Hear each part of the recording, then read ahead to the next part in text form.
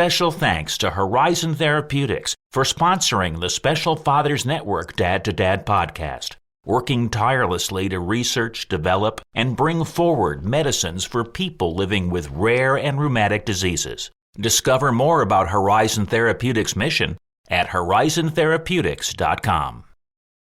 So you have 4 children, and then you adopted. Yeah, there's a 5-year gap between Ridge and Mason, and we adopted Coop, and he fit right in the middle there. It was just meant to be. Has anybody told you this is not logical? Yes, all the time. We learned about a little boy who was abandoned on a street corner in a city of 14 million people when he was guesstimated to be about 6 months old.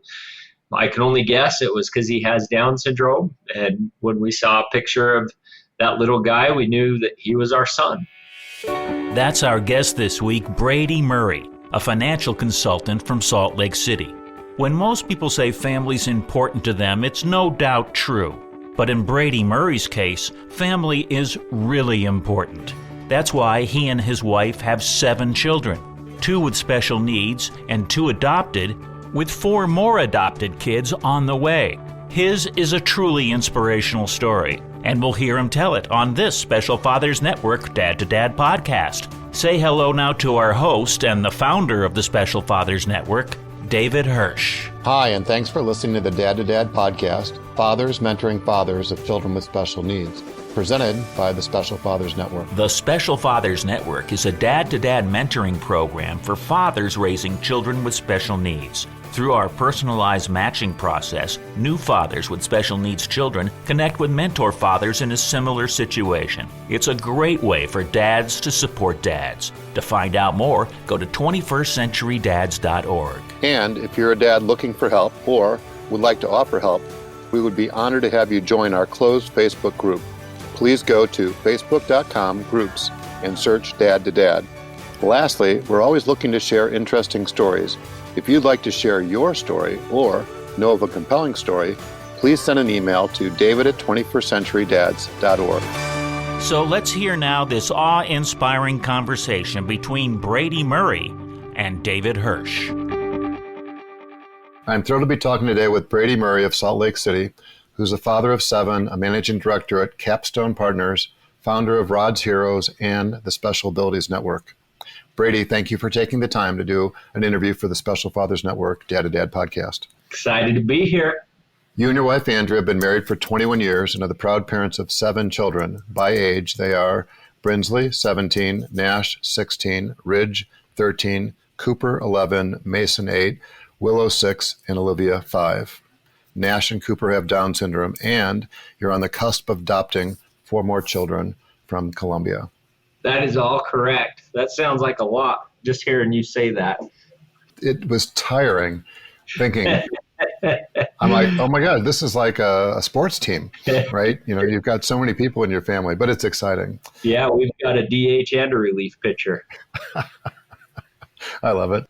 Let's start with some background. Where did you grow up? Tell me something about your family. Yeah, absolutely. So I grew up in the budding metropolis of Preston, Idaho, Southeast Idaho, really small town there. It was awesome. I loved everything about it. I played all sports. You kind of have to living in a small town like that. Knew everybody, and it was a great childhood. Really, really good childhood. Just like any childhood, there's challenges and so forth. And I think a lot of those experiences contributed to my passion towards family today. But it was a special, special experience growing up in Preston. Yeah, well, thanks for mentioning that. And I do remember that it wasn't a straight line, right? You know, when you were born, your mom was remarried. And I'm wondering if you can provide a little bit of the backstory. Yeah, for sure. So I was actually born Brady Gomez. And my mom was married to Danny Gomez, my birth father.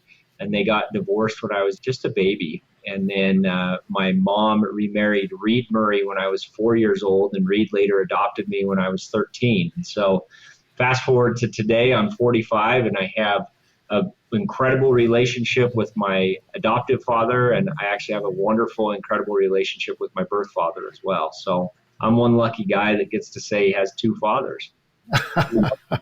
Yeah, most people have to wait until they get to the grandfather level to say they have more than one. So you are fortunate because each individual offers different insights, different talents, different characteristics that we can all learn from. So what did your dad or what did your dads do for a living? Yeah, Danny was a Boilermaker, and so he was a welder. Traveled around all throughout the country, worked long, long days. I remember him talking about 6-10 hour days and getting one day off, and he'd drive through the night to spend time with Tammy, his wife, and he has a boy and a girl, 2 kids. And then my dad, Reed, he worked at the local power company. And so he worked at a hydro plant up in a beautiful canyon up in the mountains, about a half an hour outside of Preston. I spent a lot of time up there in my childhood fishing and hiking and just spending time outside. That's fabulous.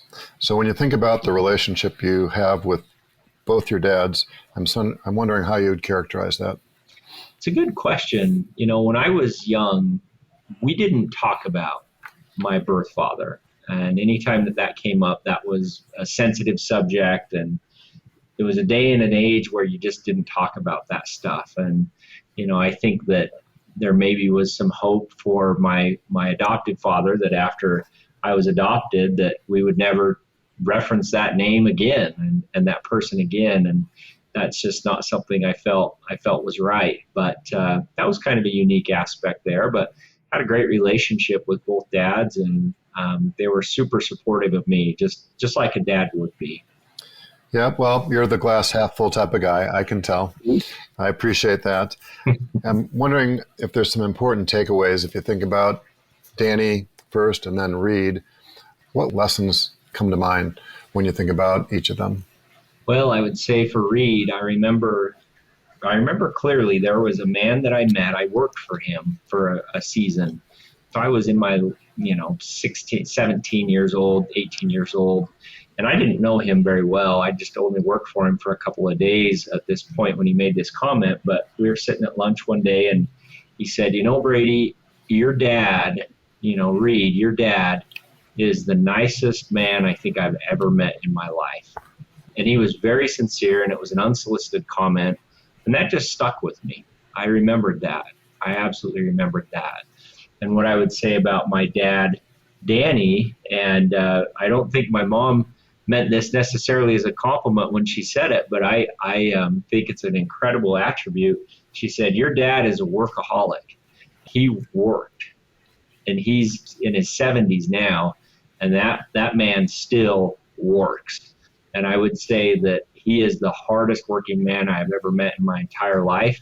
And I pride myself to be his son in considering his work ethic, and I really want to emulate that work ethic in everything that I do, on and off the field, so to speak. Yeah, well, I love it. Thanks for sharing, Reed being one of the nicest men you'll ever meet, and then work ethic that Danny has. And I think it is important to be kind and to give it all you have, right? And whatever your endeavor is, like you were saying, that those are good attributes to pass down to your kids as well. So I'm thinking about other father influencers, and I'm wondering what influence your grandfathers played, first on your dad's side and then on your mom's side. Yeah, for sure. I got to meet my grandpa Gomez just as a child. He died when I was pretty young, but I do remember him. My grandpa Gomez, English was a second language, and I remember he gave me a hard time because I had a little bit of a mullet going, and he liked to tease me about that, so I remember that. My other 2 grandfathers, my grandpa Murray and my grandpa Whitmore, that would be my mom's father, I had wonderful, long-lasting relationships with them, and they both died, well after I was a father. And so I spent a lot of time with them, fishing and spending time in the outdoors. That's a big part of our family heritage, and I just cherish those moments with my grandfathers. Yeah, well, you are very fortunate to have so many positive adult male role models in your life. Were there any others? Anybody else, a coach, a pastor, neighbors that played an influential role? There is one man in my life.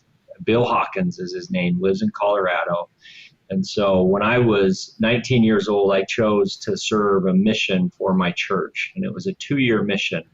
You leave your family, you leave school, you leave friends, girlfriend, everything behind, and you go and you serve and consecrate yourself for 2 full years. I got called to serve in Peru.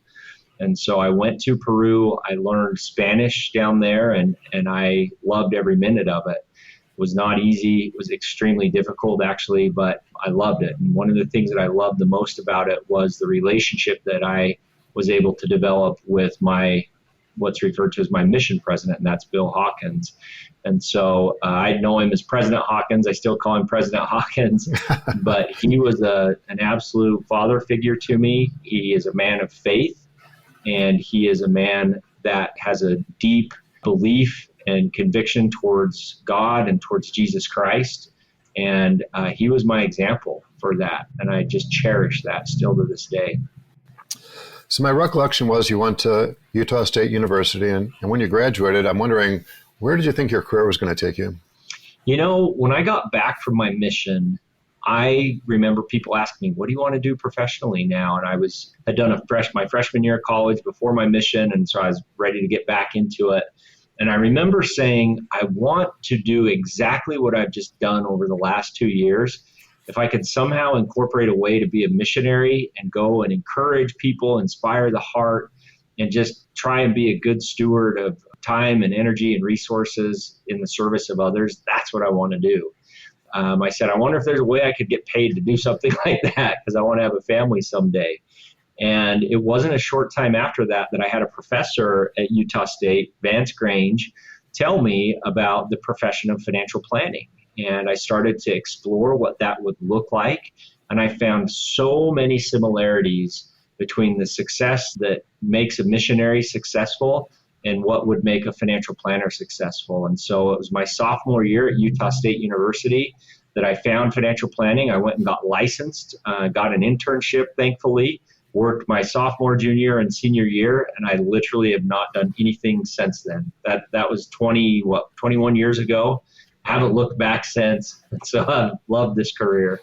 Yeah, well, that's one of the things we have in common. It wasn't my first job out of college, but it was my second job out of college to be an advisor. And it's been now for 38 plus years, in some cases with the same clients, Wow. For the better part of 4 decades. And it's not something that everybody feels called to do, but it is an exciting career. Every day is different from the next.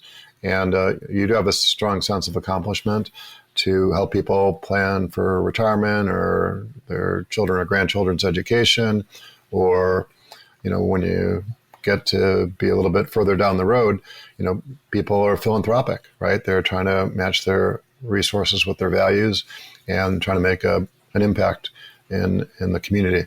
So we could probably have a whole other conversation, but not on this podcast. That's right. So I'm sort of curious to know, how did you and Andrea meet? When I got back from Peru, I hadn't gone on a date for 2 years. I hadn't talked to a girl in 2 years other than through, missionary type of conversations. So I just felt strongly that I wanted to someday have a family. And I really was not interested in engaging in the college scene and dating a bunch of girls. I really wanted to find a girl that I felt like I could spend the rest of my life with. And so that was my mindset coming back from my mission and starting college. I had a friend that I talked to about this, and I told him, kind of my idea on this. And he said, there's a girl in my biology class that I'd love to introduce you to. She's awesome. She's somebody that is just a very special person. And it was through Cameron that we got the introduction made. And I met Andrea, and I'm not exaggerating. I knew that this was the girl I wanted to marry within just a few minutes of meeting her. And it was a very spiritual experience and a very special experience for me. I will say it was not like that for her. It took her a little longer to warm up to me, but we fortunately were able to see that we should spend the rest of our life together. And, that was 21 years ago as well. That's wild. I love the story. Thank you for sharing.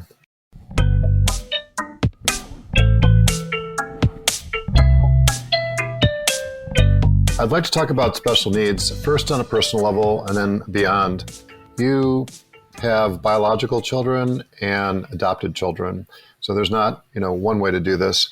But before starting your family, did you or Andrea have any connection to the world of disability or special needs?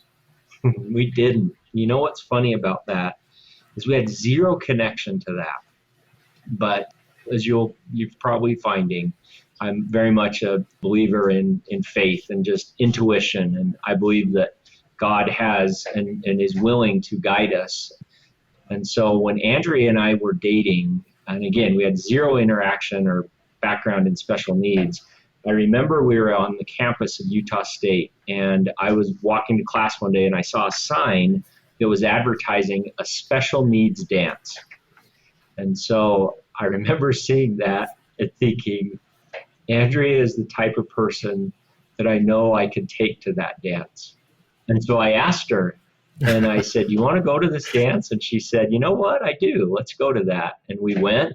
And I didn't get to dance with her once the whole night because she was a popular gal there with the other special, I like to call them special abilities participants. And I was a pretty popular guy for the girls that were there. And we just danced to our heart's content with those in wheelchairs and those that have Down syndrome and everything else. It was just a super special experience. And I had no way of knowing that, special needs would be a pretty special part of our life in the future. But it felt right to take her to that dance, and I'm glad I did.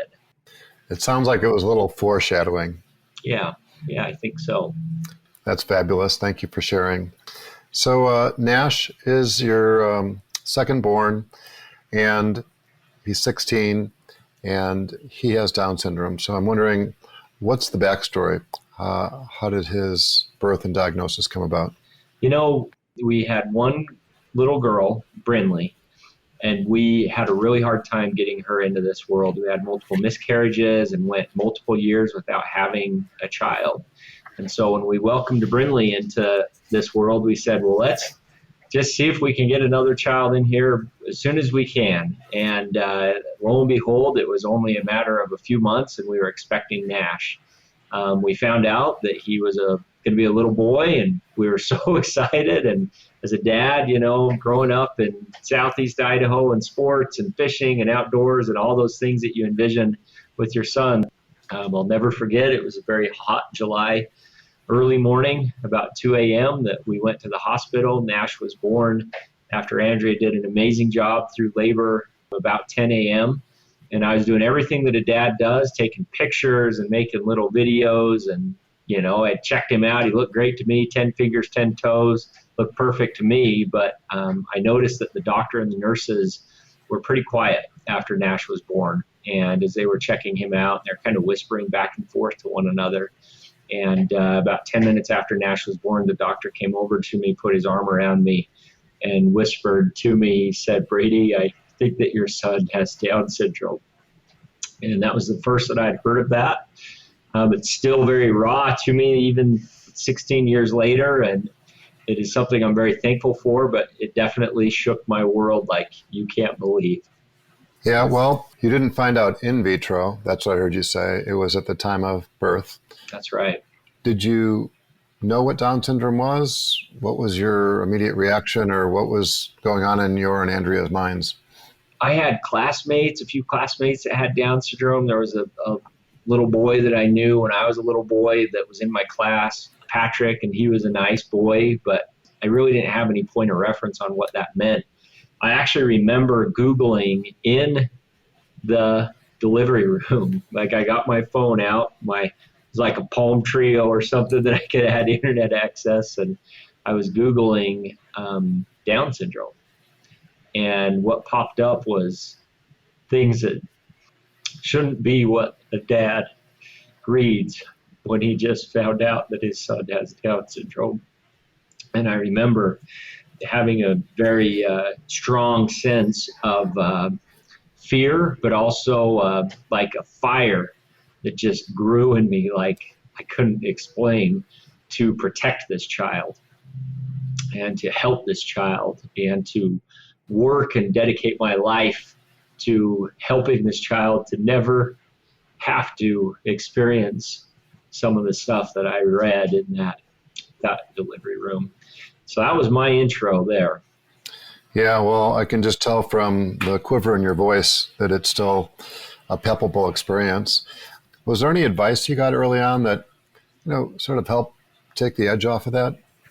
I love and am so thankful for our doctor, Dr. Heiner, because this is not common. And still to this day, I think doctors struggle with this. But I remember after I had talked to Andrea and, we were both, pretty emotional.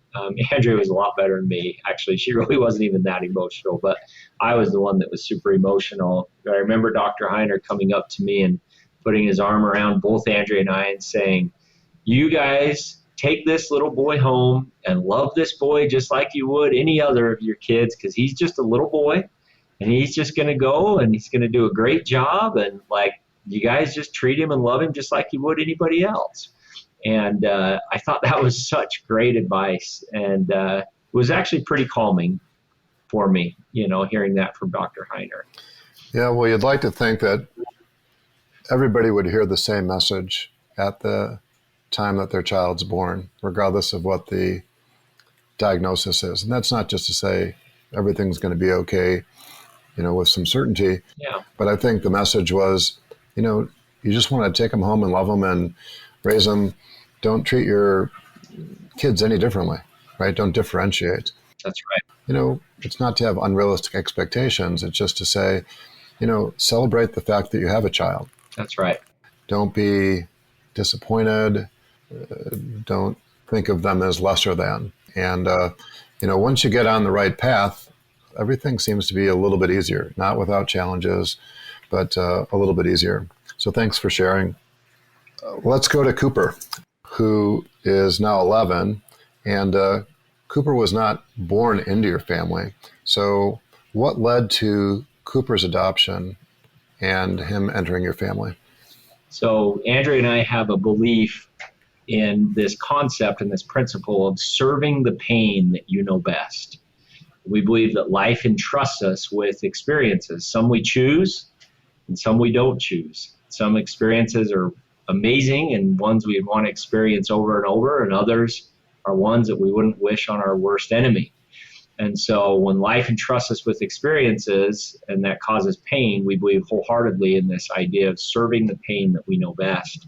And so when life entrusted us with Nash, that created some pain for me internally. And it was something I had to work through. And the way I did that was by leaning into anything and everything Down syndrome. And so we became active in every support group, every organization, club that has to do with Down syndrome. We became a huge raving fan of all things Down syndrome.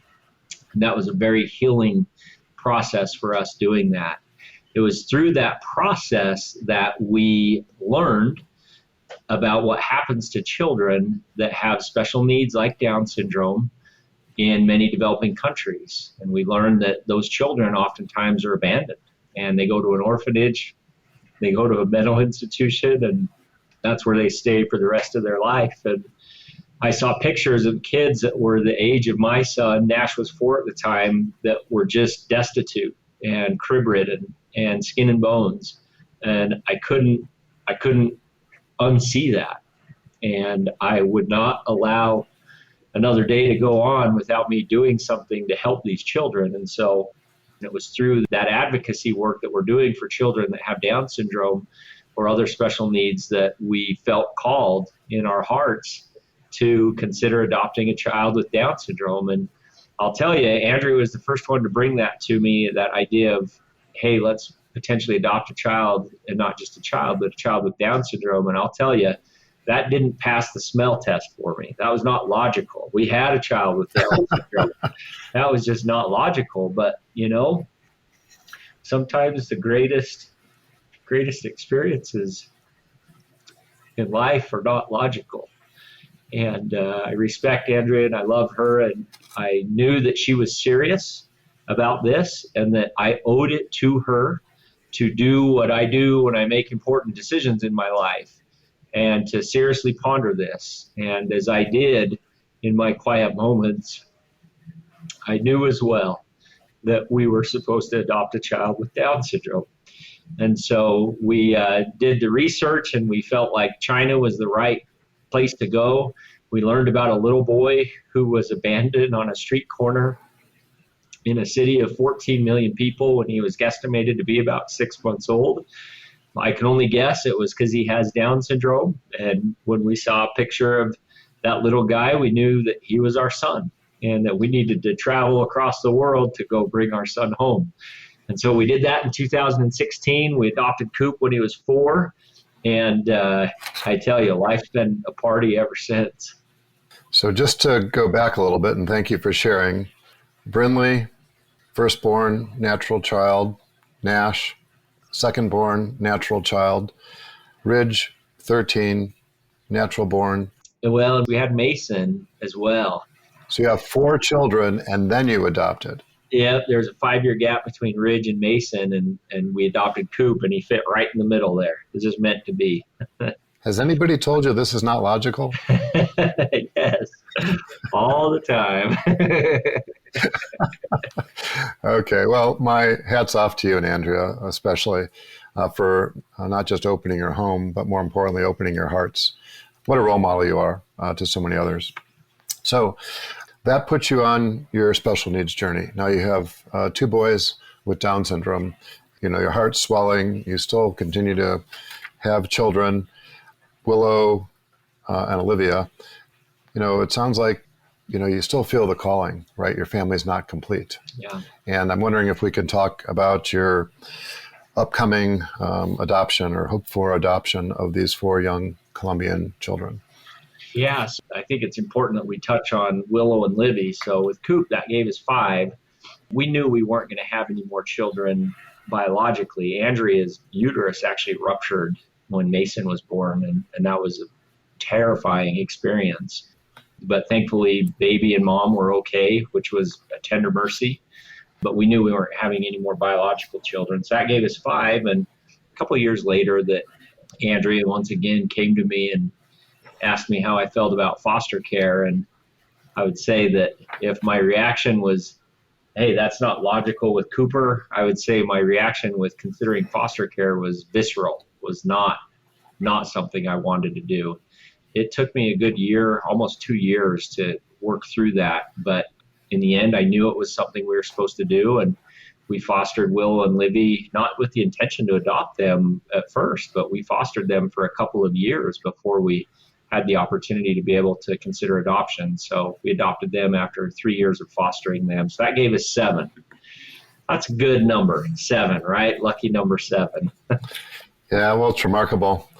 So you went from being biological parents to adoptive parents to fostering. Yeah. For most people, their plate would be totally full by having as many children as you've had. So now you've opened your home to a couple of foster children, in addition to having 2 boys with Down syndrome. 100% accurate. Okay. So are you homeschooling, or are they mainstreamed, or what's the secret sauce here? People want to know. You know, it sounds crazy, but with the 7, it's pretty normal. Like, they all go to school and they're all playing sports and doing plays and dancing, and we have friends over all the time, and our kids are over at their friends all the time. We play a lot of baseball in the backyard. We have barbecues. They swim. Like, it's pretty normal, like pretty typical. And I know that's probably maybe not logical for somebody that has 1 or 2 kids to try and fathom 7, but for whatever reason, it's been pretty good for us, like pretty straightforward. Our kids, I will say, our kids are tremendous teammates to each other. They love each other. They are each other's best friends. They're just good teammates to each other. Yeah, it's amazing. So having raised 5 children who are now 26 to 34, we were challenged by getting them from point A to point B. Yeah, that's real big. Suburbans, Yukon XLs. If you don't mind me asking, what type of vehicles are you and Andrea driving? We have been driving a Yukon XL. That's 9, and there's 8 seat belts. And so we have to get creative that way. Our oldest daughter does drive, and so she's been a big help to us. And a lot of times we drive 2 cars when we go somewhere. But yeah, Yukon XL all day long. Yeah, well, we actually had 2. So either one of us could take the whole family if we needed to, because it wasn't always just our kids. It was, like you said, friends of friends type of thing too. Anyway, I'm out of breath, but there's more, right? Because you guys haven't closed the door yet. So what's the deal with these children in Colombia? So through our advocacy work that we do with Rod's Heroes, we had a trip that we took to Colombia last July. The purpose of the trip was to go and capture stories of children in need of adoption, children with special needs or other unique circumstances like large sibling groups, older kids. And we traveled all throughout Colombia. We were clear on the very southern end of Colombia down by the Ecuadorian border, and had to take a plane ride to get there, and then a big long bus ride. And we were clear in the middle of nowhere. And we met these 4 kids that we went to see. We learned that this was going to be hard to get through with it so near on my heart, but we learned that they had a very rough childhood, and that they had been formally taken into custody of the state about 2 years before that. And we learned about the unique challenges that they had had all growing up. There was 2 boys and 2 girls, all siblings, ages 16, 14, 12, and 10.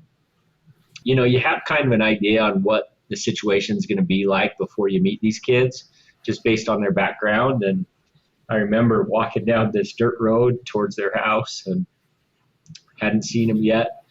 Get to the house and I look at the door, and the door opens and out pops 4 beautiful, beautiful children. And it was very different than what I would have expected.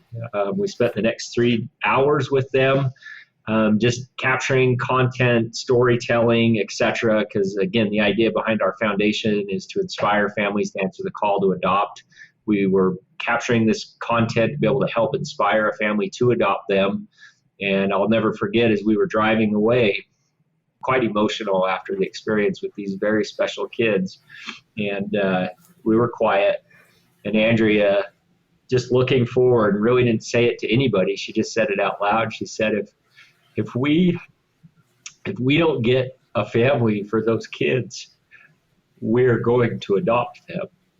I thought, I got to get to work. We got to find these kids a family. I just didn't have the foresight to be able to really process what it would be like. We went a couple of months. We had 12 families inquire about adopting them. One by one, each one fell through, and we got to September. It was early one morning. Andrea and I were studying and just kind of quiet. It was still dark out. I just had the strongest feeling come over me that we should adopt again. And it was kind of exciting. We had seen 43 different children in Colombia on that trip. There were some awesome kids, and I thought, oh, this will be great. I thought about it for a few minutes, and I went to Andrea and I said, honey, this is what I'm feeling. What do you think? And she said, I'm so glad. I've been waiting for you to feel that for the last couple of weeks, because I've felt it for a while. And we knew we were going to adopt. And so she said, well, who do you think we should adopt? And I thought, well, yeah, let's think about this. And there was a couple like boys, like just little boys, 8 and 9-year-old boys that I just bonded with so well. I loved, them. And I had named a few of them. And she said, honey, no, we're supposed to adopt those 4 kids. And that's a lot. That was a lot to take in, but just in the times before, it took me a couple of days to process that, but I knew she was right. And so we committed, and that was about a year ago. And we will be traveling to Colombia in 3 weeks on October 2nd to be able to meet our children again, and they'll be with us, and we'll spend a month in Colombia. That's a requirement to adopt them, and they'll be with us for the rest of their lives. So I don't know how this story ends, but it's a little bit wild for sure. But I know it's something we're supposed to do, and so I'm leaning into it. Yeah, well, I'm almost speechless. It's just an amazing story of faith and opening your hearts and your home. And It's one thing to say, oh, we think people should adopt. It's another thing to walk the walk. From your lips to God's ears, I'm hoping that everything goes smoothly and that these 4 children who would be about the same age as your children, right? It's not like they're older or they're younger. In fact, you'll have, Mason, Willow, and Olivia will all be younger than these 4. Yeah, that's right. And, we're going to have to check back in on you guys, right? I think that'd be a good repeat podcast in a year from now and say, how's this gone? Because I got to tell you, 11 kids even in Utah is a little weird. So the Yukon XL is not holding 11 kids. We have actually upgraded to a Sprinter van, which is a little controversial because that's a 12 passenger. And we still don't have enough seatbelts. We got 13 that we need between Andrea and I and the 11 kids. So we'll have to get creative. Yeah, well, I was going to guess it was a Sprinter van, so thank you for preempting that. We'll be back with more of the conversation on the Special Fathers Network Dad to Dad podcast in just a few moments. But first, this quick message.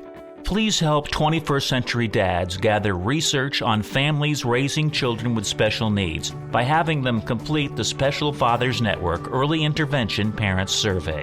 A link to the survey can be found in the show notes. As a token of our appreciation, each person, mom or dad, who completes the survey will receive a Great Dad coin. Thank you. Now, back to the conversation. Well, let's shift gears and talk about Rod's Heroes. What's the backstory? What was your original vision for that? When we learned about these kids and what happens to these kids with Down syndrome and other special needs in these developing countries when they're born, we knew we were supposed to do something, and we weren't sure what it was exactly. We researched it, and we found out that one of the biggest challenges and why these kids are not in homes is actually the financial burden of international adoption. On average, it's about $40,000. We learned that there's actually a lot of families that want to adopt. They just simply can't afford it. And we thought, well, if money is the only thing standing in the way of these kids getting adopted, let's try and do a little fundraiser and see what happens. And so we chose a little boy named Eli. He was in Lithuania. He was 4 at the time, has Down syndrome, had never been inquired about for adoption. In fact, at that point in time, there had never been a single adoption in the entire country and history of Lithuania of a child with Down syndrome from an international family. And I thought, you know what? We like to do hard things. Let's see what comes of this. And we started a fundraise. It was during Christmas time. And so we told all our family and friends, hey, don't get us gifts, donate to Eli's adoption grant. And in a short period of time, we witnessed a miracle. And we learned that we had raised $20,000 for Eli. We put that out to the universe and advertised that he has this adoption grant. And within 2 weeks, we had a family committed to adopt him. Oh, my gosh. And he's home. I've met him. I love him. He's been home over 10 years. He's just a gem to see that little boy that was stuck in an orphanage, that little superhero that just needed somebody to give him a shot, just somebody to give him a cape. And to see him sing the song he's meant to sing these last 10 years has been pretty incredible. And so when that happened, we thought that was so cool. Let's do it again. And, you only have so many family and friends to ask to donate to an adoption grant. So we had to get creative. And Andrea said, hey, you've always wanted to do an Ironman triathlon. What if you did an Ironman triathlon to help one of these kids get adopted? And I still remember I looked at her and I said, why don't you do an Ironman triathlon to help one of these kids? I admit I wanted, kind of a bucket list, maybe someday do that, but I had never, I'd done a kiddie triathlon, swim to the end of the pool, run to the end of the street, and bike around the block type stuff. The thought of doing a full Ironman was a lot, but I learned very quickly that when you allow yourself to get caught up in a cause bigger than yourself, you will witness miracles. And I committed to doing an Ironman. I started to train heavily train for a number of months. And we had a miracle happen. We got an invite for me to race in the Ironman World Championship in Kona, Hawaii. And Ironman told us that they were going to feature our story on NBC about why we were doing this. For over 3 decades, the big island of Hawaii has been home to the world's most grueling day in sport, the Ironman World Championship. This is Brady Murray. Today is not about him. As a father of a child with Down syndrome, I had no idea that there were orphans throughout the entire world that are essentially abandoned at birth simply because of their disability. And knowing that literally there are hundreds, if not thousands, of orphans with Down syndrome throughout the world, and seeing this as an opportunity to be able to race for them, I jumped at it. And I thought, you know what? I may not be able to do an Ironman for myself, but I know I can do one for these kids. I know from experience as a father of a son with Down syndrome that the biggest blessing is not the child getting a family. It's the family that's going to get that child. They'll receive the biggest blessing in this. God knows what he's doing, and he knows when you put your will in his will that he's going to help you. He's going to create miracles for you. And so we did that. I finished the race, survived it. It was a great race. They featured the story, and we had people from all over the world reaching out to us saying, we want to do this. We want to help these kids. We are triathletes. We want to help. We'll run. That's when the inception of this idea of creating a nonprofit to help these kids was started. That's where the name came from, which ROD stands for Racing for Orphans with Down Syndrome. And so that's how it all began. That was over 10 years ago, and we've are just shy. I think we're at 97, if I'm not mistaken, 97 children with Down syndrome that have been adopted so far. And we've got a couple dozen in process right now that don't have Down syndrome and have other special needs that are in the adoption process right now as well. Wow. Well, there's a lot of things that are illogical about your life, Brady. That's right. Add to the list that you would do the Ironman triathlon first before a half Ironman, before the Olympic distance, or before the sprint distance, which, again, you and I have spoken before. I'm, maybe a little bit more logical. People who don't do triathlons don't understand, right? It's like, if I had to explain, you wouldn't understand anyway. Yeah. But, you sort of build up to these things, right? That's the logical thing to do, as opposed to parachute into the, world championship. So just to timestamp this, how old were you when you did that Ironman triathlon? 34. Wow. And have you done one since then? I've done a bunch of halves since then. I haven't done another full, but a lot of halves, a lot of marathons, and haven't towed the line in Kona again. So maybe when I'm 60. Well, it's a disease.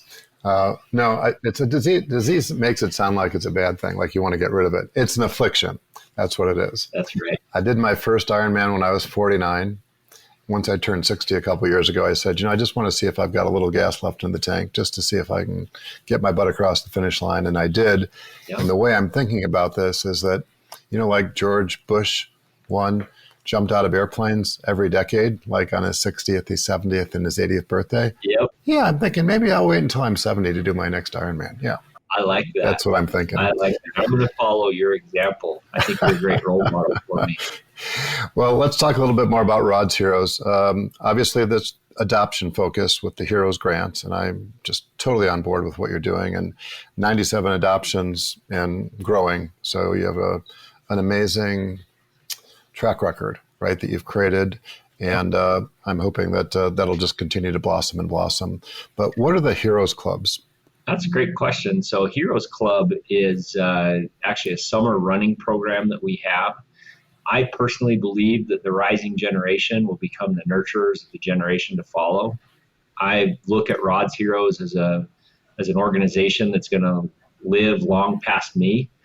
Problems that we're trying to solution as it relates to children without families getting families is something that is a generational problem that I know is going to be something we've got to figure out well past me. And so we created Heroes Club with the idea of nurturing that rising generation. And so with this, last year was the first year we did it. We had over 1,000 children in Utah dedicate their running every single day, 5 days a week throughout the summer. They met at the park and ran. We had a goal to run all the way around the world. We ran over 25,000 miles, and those kids single-handedly raised over $50,000 for orphaned children like them that need a family. I'm a visionary, and I feel like this is a program that can engulf the entire world. So it's something I'm super passionate about. I love it. Thank you for sharing. And another program you have is called the hosting program. What is that? When we were in Colombia, the second time we went down there in October, we spent a day and a half in an institute. There was around 45 children, if I'm not mistaken. It was over 40. All of these kids were typical kids. They didn't have special needs. And that was different for me because we had only advocated for special needs kids up to that point. And so, those kids communicate with you. Those special needs kids communicate with you, but it's not through words. They communicate with their eyes. But you ask them a question, they're not going to answer you with words. Well, these kids that we just spent a day and a half with, they did. And when you ask them, what's your biggest goal that you want to accomplish? What's your dreams?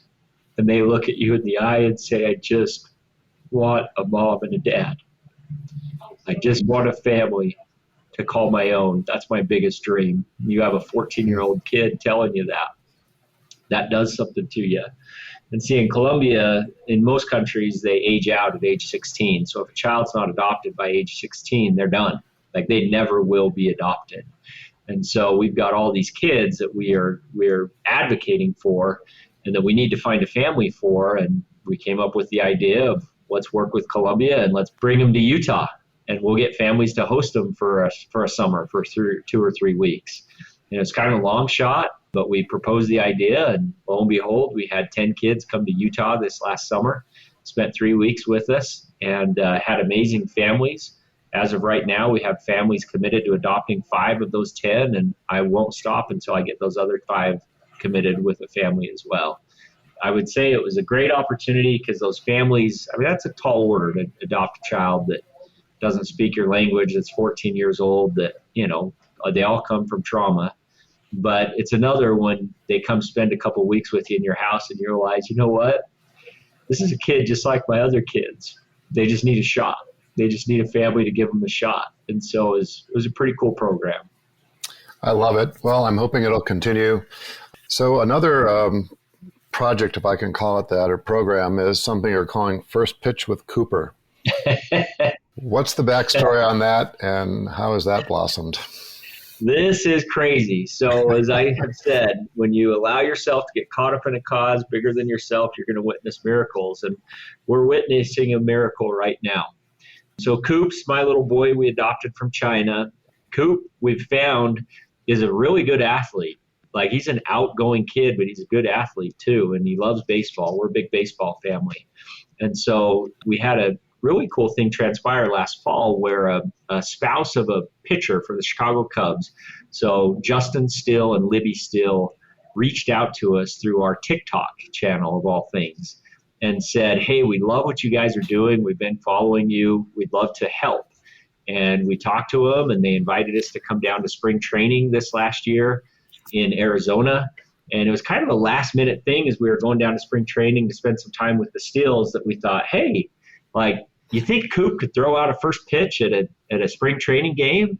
And they said, yeah, let's do it. And they made arrangements, and Coop went out there, and he had his Rod's Heroes superhero cape on and his whole baseball gear, and he went running out on the field, and they announced, now pitching Cooper Murray. And you'll find with Cooper, the boy's a showman. He's made for the big stage. And when he heard his name over the loudspeaker and people started cheering for him, it just triggered something for him. So he starts waving and just hamming it up with the crowd, and people are just loving it. Well, then he, gets serious. It's time to pitch. Then he leans in and gets a sign and comes set and does this big leg kick and throws a perfect strike. And everybody goes crazy. So he starts jumping up and down, celebrating right there on the infield. And I'm like, this is awesome. Dream come true, right? Well, the Cubs saw that, and the Cubs came to us after and said, that was awesome. We want you to come to Wrigley. We want you to come to Wrigley and throw out a pitch in a regular season game. So we went on May 29th, Memorial Day this year, Coop threw out the first pitch and just crushed it. Ladies and gentlemen, please direct your attention to the Wrigley Field pitcher's mound for today's ceremonial first pitches. Brandon and Andrea Murray answered a call to adopt Cooper in 2016, and he's been a source of light and joy to their family since. Please welcome Cooper Murray.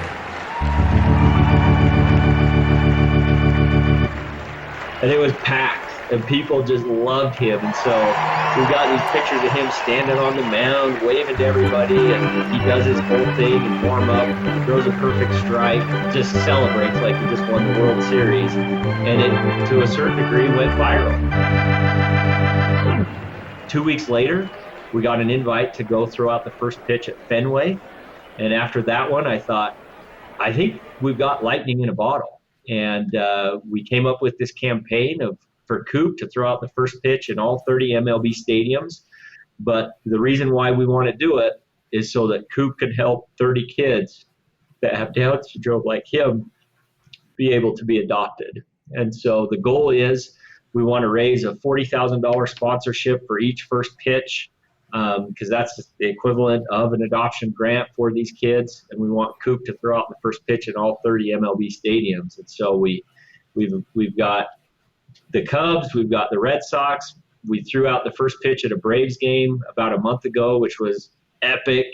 And we're going to New York in a couple of days to throw out the first pitch at a Mets game. And so we recognize it's going to take us a couple of years to be able to accomplish this goal, but that's the first pitch campaign. Wow. I'm just flabbergasted. So it started with the Cubs. Yep. In Chicago. Go Cubs. Yep. Then the Red Sox, then the Braves, and did you say the Yankees? The Mets. Oh, the Mets, sorry. Okay. So 4 down, 26 to go. That's what I hear you saying. Got it. That's right. And if it was like 13 a year, it would take you 2 years. I think it'll take us 2 to 3 years for sure. Yeah. I'm not in a hurry to get it all done in a month. I mean, this is a pretty cool thing. And, when we go to these cities, we really try and reach out to the local organizations, the Down syndrome organizations, the special needs organizations, and be able to work with them and seek ways to be able to help them. We always try and find a local child, if possible, to be able to advocate for, which is an important thing, a child in foster care. And we really try and make this a great win for everybody. I love it. Thank you for sharing. And one other thing before we move on, what's the deal with this rookie card? So every big league player's got to have a baseball card, right? So Coop has his own first edition rookie card that we created for him. It has all of his stats, shows on there, he's 4'4", whatever he weighs, 80 pounds, bats left, throws right, and all the information about Coop on there.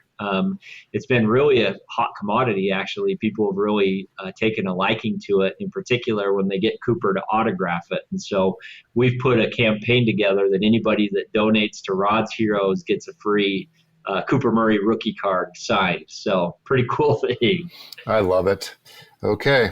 I'm going to have to get one of those. We have a few minutes left. I want to talk about the Special Abilities Network. What's the backstory? What's going on there? So under the same concept of serving the pain that we know best, when Nash turned 13 years old, I had an awakening. I remember sitting at his birthday party and thinking, Nash is a teenager now. And, it's all fun and games, and it's fun when they're just little cute guys and they're with you and everything's great. But I came to a realization that Nash is going to be 18 before I know it. And I'm a CFP. I've been practicing for my entire career. And when I felt like we had a really good financial plan, but as I thought about it, we have a really good traditional financial plan. But we had a very poor special needs plan. Like, what was going to happen to Nash at 18, and how do we make sure that everything's going to be okay? And more importantly, when Andrea and I aren't here to take care of Nash, like, what's our plan for that? And so I have a degree in accounting, but I've never once done my own taxes. I've always paid a professional CPA to do it. And I was kind of under the same idea of saying, I'm going to find a special needs planner, somebody that specializes exclusively in special needs planning, to work with me the CFP to get my planning in place. And I looked all over our state. I couldn't find anybody I felt comfortable with. I looked all over the country and found very, very few special needs planners that I felt like could do a good job for our family. And so again, kind of an entrepreneurial mind on this, saying there's an opportunity. I asked a bunch of family members or friends that have kids with special needs. They said, we have no idea on what we're doing. Can you help us? And so that was the idea of saying, look, here's an opportunity to be able to create an organization that exclusively focuses on special needs planning with the advisors that is their specialty. And so that was the idea that was created. And fast forward now to where we are right now. We've got an incredible team of specialists that are all parents of special needs children, that are all chartered special needs consultants or CFPs that really do have an expertise on this. And the mission is to give every family in America that's entrusted with a loved one with special needs the opportunity to get the planning they need and they deserve. So that's what we do with Special Abilities Network. I love it. So how many states do you have covered then? Because I know that the laws state to state are important.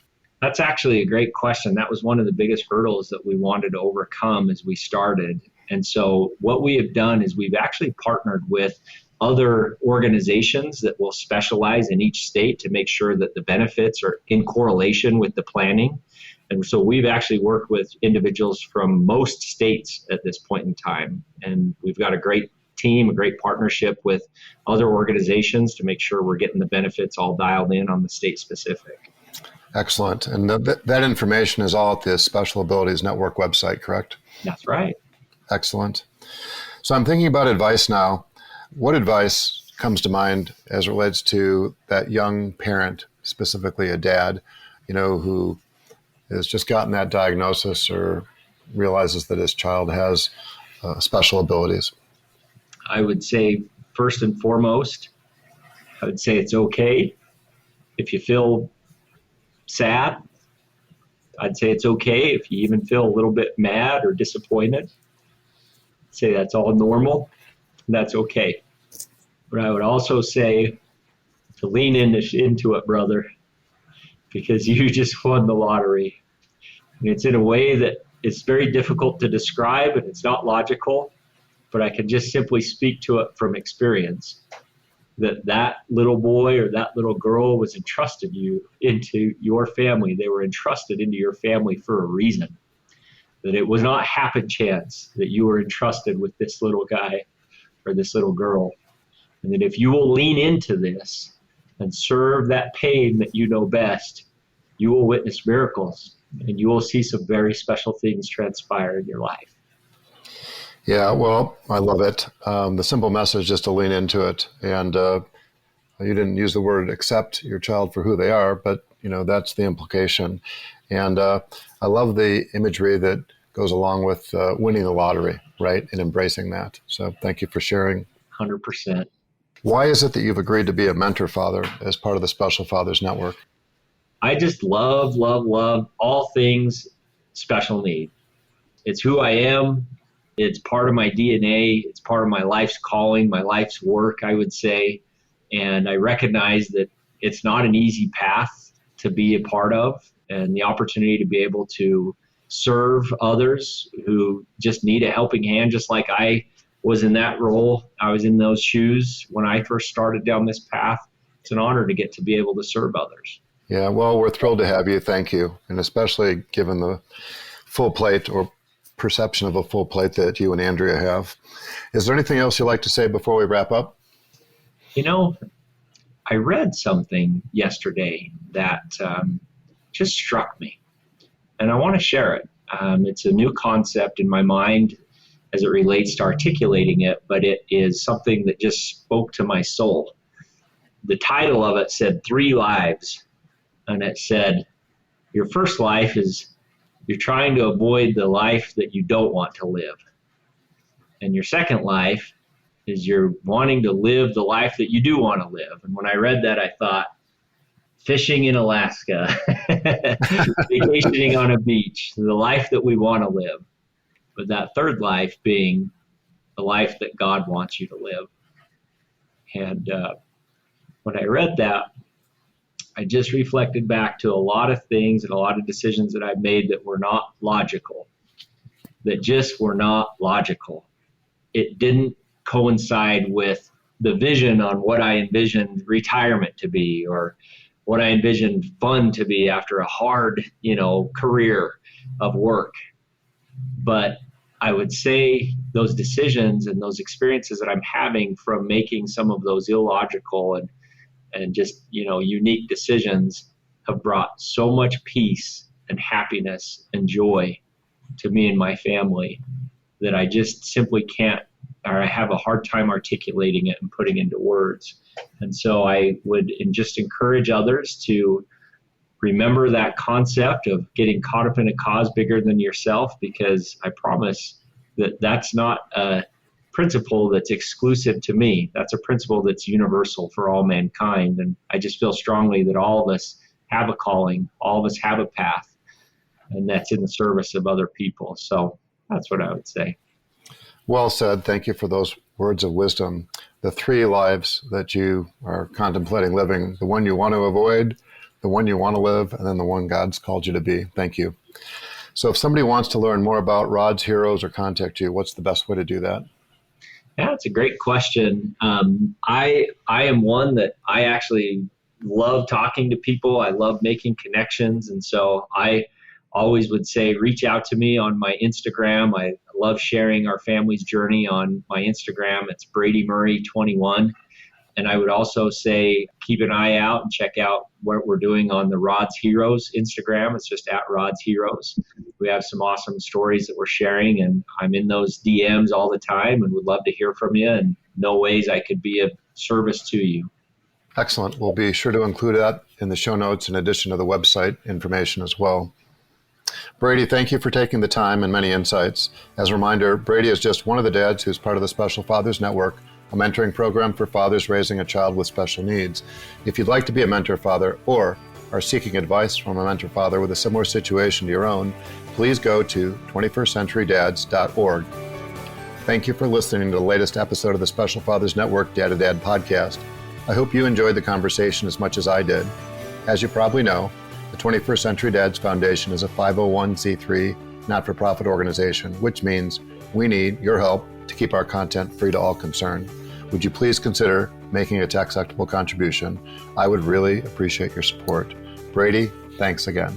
Thanks for having me on. And thank you for listening to the Special Fathers Network Dad to Dad podcast. The Special Fathers Network is a dad-to-dad mentoring program for fathers raising children with special needs. Through our personalized matching process, new fathers with special needs children match up with mentor fathers in a similar situation. It's a great way for dads to support other dads. To find out more, go to 21stcenturydads.org. And if you're a dad looking for help or would like to offer help, we would be honored to have you join our closed Facebook group. Please go to facebook.com/groups and search Dad to Dad.